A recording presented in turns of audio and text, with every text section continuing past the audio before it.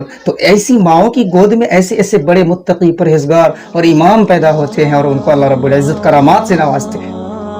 دعا کیجئے اس ناچیز کے لیے بھی، یہ گنہگار وجود نہ جانے کتنے گناہوں میں ملوث ہو چکا ہے۔ اس لیے میرے بھائیو، ہم سب توبہ کریں، اپنی نمازوں کو سدھاریں، اپنی نمازوں میں اللہ رب العزت کا دھیان نصیب فرمائے، اس کی دعائیں مانگے کہ یا اللہ تیرا۔ اور وہ ماں دونوں بیٹوں سے کہنے لگی، ارے نالائقو، تم برباد ہو گئے، تمہارا ناس ہو جائے، یہ تم کیا کر کے آتے ہو، یہ تم نے کیا کیا؟ ارے ایک مسئلے مسائل کو دیکھ رہا تھا اور دوسرا اس کے دل کو دیکھ رہا تھا، لیکن میرے رب کو کون دیکھ رہا تھا؟ عشاء کی نماز کا فائدہ آپ کو پتا ہے؟ عشاء کی نماز پڑھنے کا کتنے فائدے ہیں؟ نہیں پتا؟ میں بتاتا ہوں۔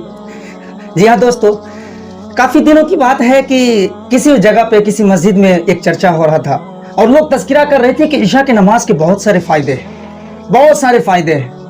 تو اسی بیچ ایک تیلی جو بلیک میں تیل کا بزنس کرتا تھا اور تیل بیچا کرتا تھا، وہ کہنے لگا واقعی عشاء کی نماز کا بہت فائدہ ہے۔ تو لوگوں نے تعجب کیا اور لوگ حیران ہو گئے اور اسے پوچھنے لگے کہ بھائی تجھے کیسے پتا کہ عشاء کی نماز میں کافی فائدے ہیں؟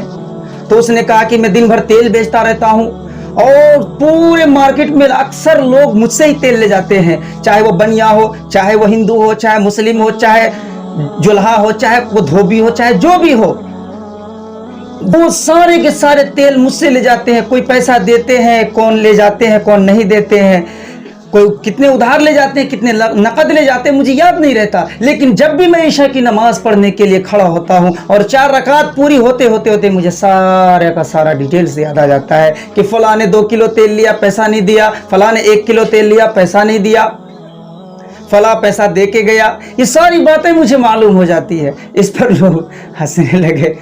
میرے بھائیو، یہی ہے آج طریقے سے ایک دن وہ بھائی جو مسئلہ مسائل جانتے تھے، وہ امامت کر رہے تھے اور اس کے پیچھے وہ بھائی نماز پڑھتے تھے ہمیشہ، جو بھائی لوگوں کے دلوں کے احوال جانتے تھے۔ اسی طریقے سے ایک دن کیا ہوتا ہے کہ اس کا بھائی جو مسئلے مسائل جانتا ہے، بڑے بھائی یعنی امام محمد نماز پڑھاتے ہیں اور نیت باندھتے ہیں اور نماز پوری ہو جاتی ہے، تو اس دن اس کے چھوٹے بھائی وہ گھر واپس چلے آتے ہیں اور لوگوں میں کھلبلی مچ جاتی ہے کہ ارے آج اپنے بھائی کے پیچھے نیت توڑ کے چلے گئے، آخر کیا وجہ ہے؟ تو لوگوں نے اس کی امی سے شکایت کی اور امی نے دونوں بیٹوں کو بلایا اور کہا کہ بیٹے تو نے ان کے پیچھے نماز کیوں نہیں پڑھی؟ تو اس نے کہا کہ اماں میں نماز ان کے پیچھے کیسے پڑھ سکتا ہوں؟ ان سے پوچھئے تو صحیح، یہ نمازوں میں ان کا دھیان کہاں تھا؟ یہ تو پیش امام تھے، یہ تو امام تھے، جب امام کا ہی دھیان بھٹک جائے تو مقتدیوں کا کیا ہوگا؟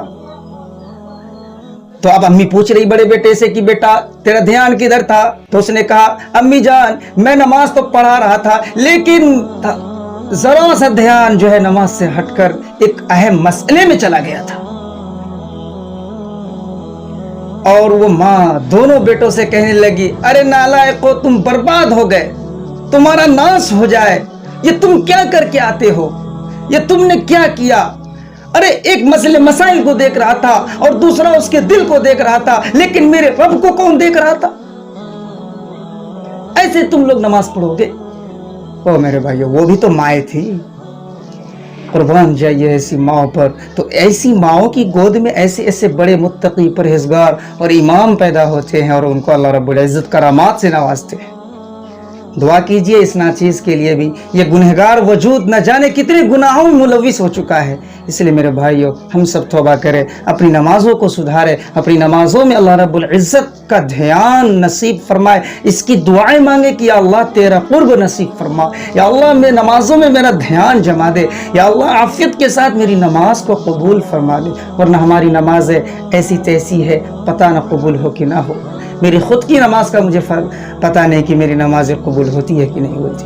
نماز قبول کی تو بات دور ہے، نماز پڑھتا بھی تو نہیں ہوں وقت پہ۔ اللہ حفاظت فرمائے۔ بہرحال اس ویڈیو کو اپنے پورے پریوار کو دکھائے، خوب پھیلائے، شیئر کرے۔ جزاک اللہ۔ السلام علیکم ورحمۃ اللہ وبرکاتہ۔